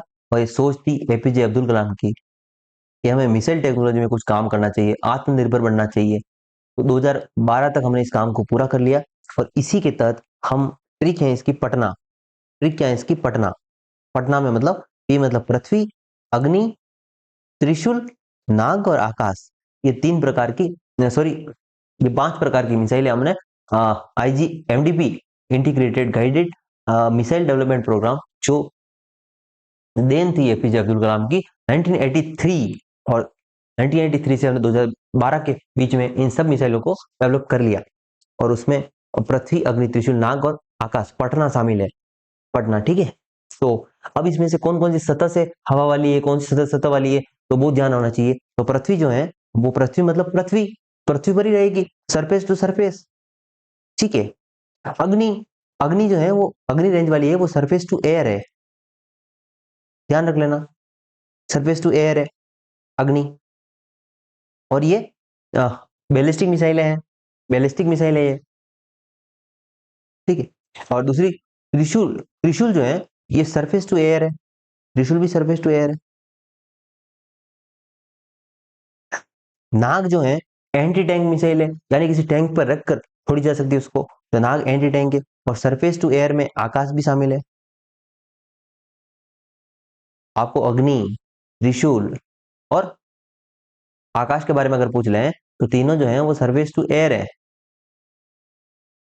ठीक है, ये पता होना चाहिए। और जो IGMDP प्रोग्राम के तहत बनी थी उसका क्रम भी पता होना चाहिए और नाम भी पता होना चाहिए। अग्नि में अगर देखें हम तो शुरू में अग्नि 1 बनी थी, 700 से 800 किलोमीटर की रेंज वाली बनी थी। फिर अग्नि 2 2000 किलोमीटर वाली बनी थी। अग्नि 5 देखिए आप, सबसे इंपॉर्टेंट, 5000 किलोमीटर की रेंज है, उससे अधिक की मारक क्षमता है। ये इंटरकॉन्टिनेंटल, यानी एक महाद्वीप से दूसरी महाद्वीप पर जाने की औकात रखती है। इंटरकॉन्टिनेंटल बैलिस्टिक मिसाइल है अग्नि 5, ये मोस्ट इंपॉर्टेंट फैक्ट है आपके लिए। अब देखते हैं प्रोजेक्ट 75 क्या है, प्रोजेक्ट 75 क्या है। प्रोजेक्ट 75 क्या है, तो एयर इंडिपेंडेंट प्रपल्सन सिस्टम से आधारित है ये। इसका मतलब क्या होता है कि कोई भी हमारा जो नेवी का जो शिप होगा, ठीक है, हमारा जो शिप होगा वो पानी में ही अपना फ्यूल भर सकता है। पहले क्या होता था कि किसी भी हमारा जो जहाज होता था, ठीक है, या शिप होता था, उसको बाहर आना पड़ता था पानी से, ठीक है। तो अब उसको पानी से बाहर नहीं आना पड़ेगा। पानी से जब भी बाहर आता था पहले, तो शत्रु सेना उसको पकड़ लेती थी। अब ये बाहर नहीं आएगा, अंदर ही, ठीक है, जो नौसैनिक जो बेड़ा होगा हमारा, वो अंदर ही अपना फ्यूल भर लेगा। ये जो होता है उसको बोलते हैं इंडिपेंडेंट प्रोपल्सन सिस्टम, उससे भी लेस होगी। और प्रोजेक्ट 75 के अंतर्गत हम क्या कर रहे हैं, मझगांव डोक शिप लिमिटेड, जो मझगांव डोक शिप लिमिटेड है, ये क्या कर रहा है, ये डेवलप करने का काम कर रहा है। इन 5 प्रोजेक्ट 75 के अंतर्गत 5 सबमरीन्स को, 5 सबमरीन्स को, जिनका नाम क्रम पता होना चाहिए। एक कलवरी है, एक खंडेरी है, एक करंज है, एक वेला है, एक वागीर है, एक वाक्षीर है। वाक्षीर 2013 में, अभी रिसेंट में, वाक्षी 2013 में रिसेंट में अभी आ गई है, ठीक है, हमारे सामने। तो ये पता होना चाहिए आपको, ठीक है। प्रोजेक्ट 75 के अंतर्गत बनाने का काम कौन कर रहा है, मझगांव डॉक शिप लिमिटेड इसको कर रहा है काम। और इसके अंतर्गत हम दो, एक तो के और वी याद रखना। तो याद करने की ट्रिक क्या है बेटा, इसको याद करने की ट्रिक ये है कि के मतलब खंडेरी, तलवरी, खंडेरी और करंज, तीनों याद हो जाएगी। और वी से याद हो जाएगा आपको वेला, वागीर और वागशीर, ठीक है। तो के से तलवरी, खंडेरी और करंज, और वी से वेला, वागशीर, वागीर और वागशीर। तो केवी याद रखना, दो ही हैं केवी से नाम से। और टोटल हैं कितनी है ये, तो ये जो है टोटल इसमें 6 हैं, ठीक है। और रिसेंट जो है वो वागशीर लॉन्च हुई, तो वागशीर को ज्यादा ध्यान रखना। और बनाने का काम कौन कर रहा है इनको, तो मझगांव डोक शिप बिल्डर्स लिमिटेड, ठीक है। अब हम बात करें थोड़ी सी यहाँ पे, तो ये प्रोजेक्ट जो 75 था वो सिर्फ पनडुब्बियां नहीं बनाने का काम कर रहा था, ठीक है। सिर्फ ये 6 जो हमने पनडुब्बियां पढ़ी, इनको ही बनाने का काम नहीं था उसके पास, और भी काम था उसके पास। इसने क्या किया, एक 1999 में हमारी जो कैबिनेट कमिटी है सुरक्षा को लेकर, उसने 1999 में 30 साल का एक प्रोजेक्ट लॉन्च किया कि 2030 तक हम यहाँ पे 24 पनडुब्बियों का डेवलपमेंट करेंगे, 24 पनडुब्बियां बनाएंगे 2030 तक। 1999 में ये बात हुई थी, सुरक्षा कमेटी ने हमारी सुरक्षा संबंधी जो कैबिनेट कमेटी है उसने डिसीजन लिया था कि प्रोजेक्ट 75 के हम जो आधार पे हम क्या करेंगे, यहाँ पर पनडुब्बियां बनाएंगे, कितनी, 24। तो उसमें 6 हमने जो पढ़ी है वो प्रोजेक्ट 75 के अंतर्गत ही बनी है। और बाकी में हम बात करें अगर, तो यहाँ पे बोला इन्होंने कि जो इसमें से कुल जो चॉइस है उनमें से 6 जो बनेगी वो परमाणु ऊर्जा से संचालित होगी, यानी परमाणु ऊर्जा से संचालित होने वाली 6 बनेगी। तो ये परमाणु ऊर्जा से संचालित होने वाली जो टेक्नोलॉजी होती है वो बहुत भारी टेक्नोलॉजी थी। जनरली हमारी जो बनती है शिप जो ये बनती है, ठीक है, सबमरीन बनती है, और जो पानी के अंदर रहती है सबमरीन क्या होती है, पानी के अंदर बनती है। मैं शिप भी गलत वर्ड यूज कर रहा हूँ वैसे, कि सबमरीन बोलना चाहिए मुझे, कि वो सब मरीन के अंदर होती है, मरीन के नीचे होती है, तो सब मरीन। तो हमारी डीजल बेस्ड होती है। परमाणु ऊर्जा संचालित करने के लिए टेक्नोलॉजी एडवांस चाहिए। तो भारत के पास एक परमाणु पनडुब्बी है, आईएनएस अरिहंत, ठीक है, और आईएनएस अरिघाट जो है वो जल्दी आने वाली है सामने। लेकिन अरिहंत जो है हमारे पास एकमात्र परमाणु संचालित पनडुब्बी है, ये मोस्ट इंपोर्टेंट है हमारे पास, फैक्ट है जो अरिहंत जो है वो एकमात्र पनडुब्बी है जो परमाणु बेस्ड है, अरिहंत, ठीक है। और पहले आईएनएस चक्र थी, आईएनएस चक्र जो है वो रशिया की है, तो वो रूस से हमने पट्टे पर ले रखा था, वो रूस वापिस ले जा रहा है उसको, तो ले जाओ पैसा, हमने बना ली, आईएनएस अरिहंत हमारे पास है, और आईएनएस अरिघाट भी आ जाएगी, तो कोई बात नहीं, आप ले जाओ।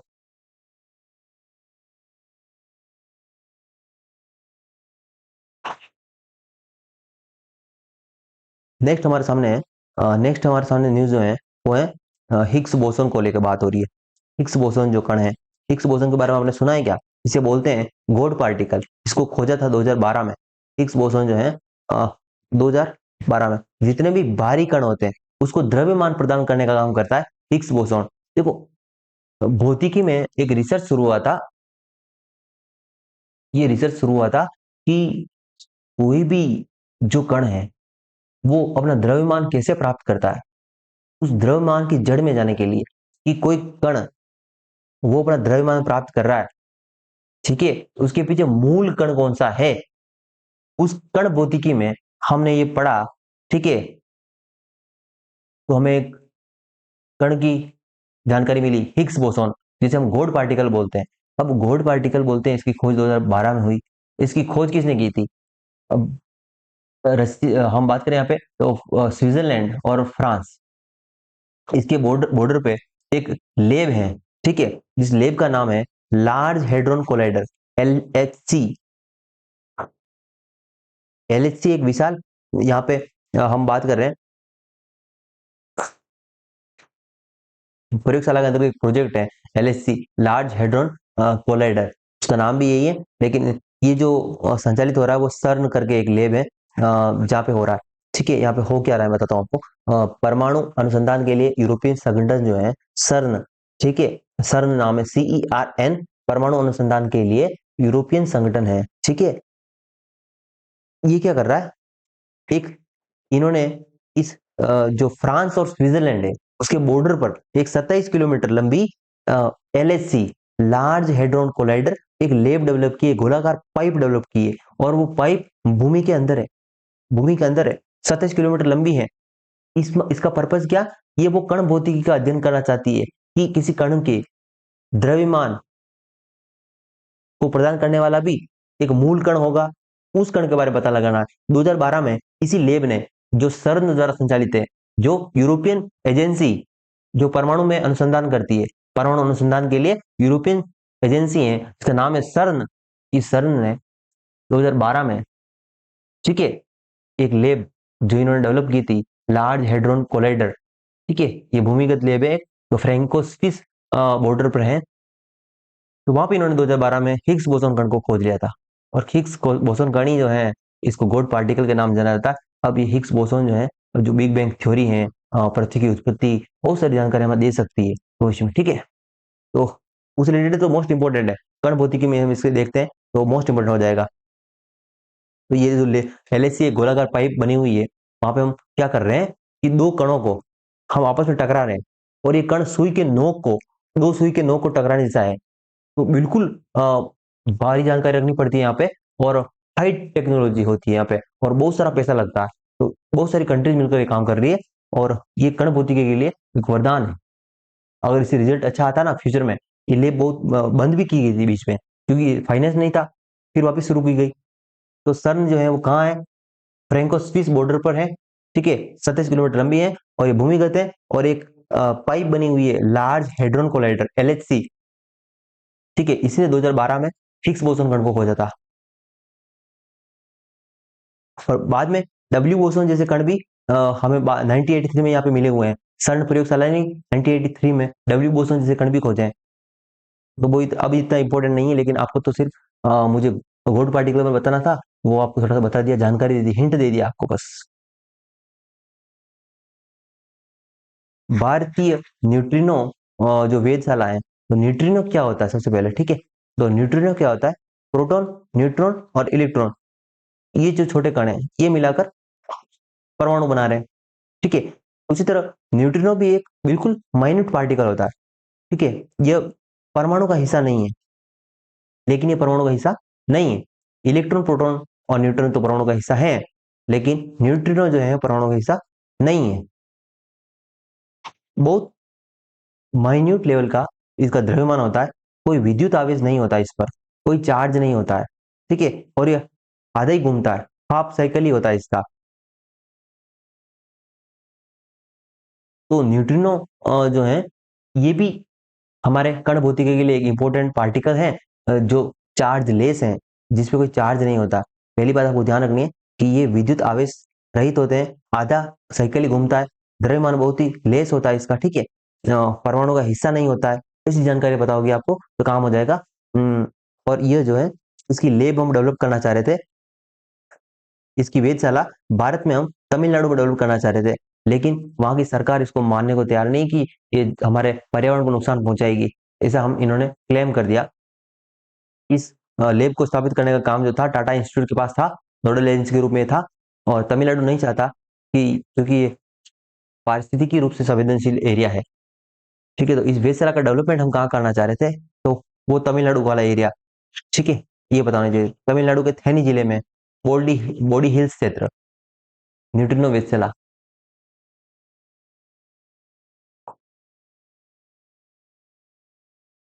यहाँ पे नेक्स्ट हम बात करें तो इसरो का नया नाविक के लिए, जो हमारा नाविक मिशन है, उसके लिए हमने एक्स्ट्रा सैटेलाइट लॉन्च किया, NVS-01।